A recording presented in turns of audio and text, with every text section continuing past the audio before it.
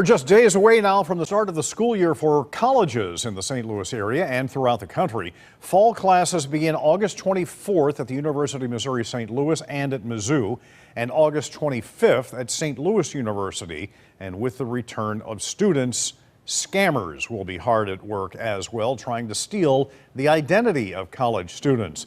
We want to bring in now Chris Thedford of the Better Business Bureau in St. Louis to help out parents and students in keeping their information from falling into the wrong hands. Chris, thanks for being with us. And so what are some of the steps that everyone needs to take before classes begin?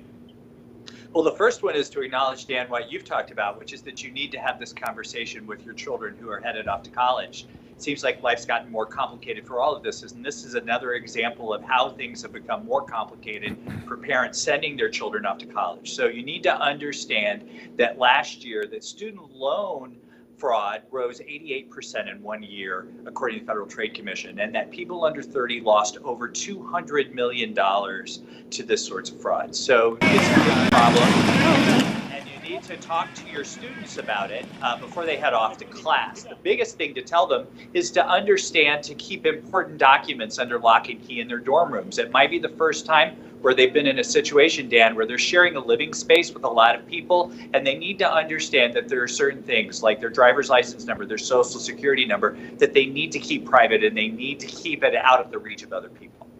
Yeah, and college students do spend a lot of time surfing. Of course, we all do, but what steps need to be taken to make sure that browsing on the web is safe?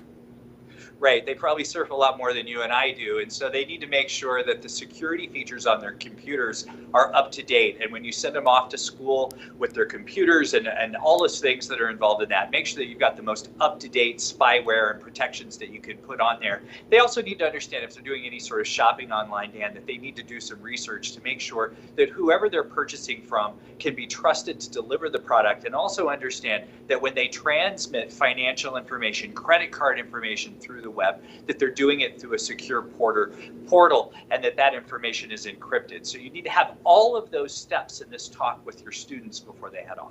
Yeah, and some of those websites, some of those emails that you get when you think you're shopping, they look very authentic and may even have a logo from the company that you think you're dealing with.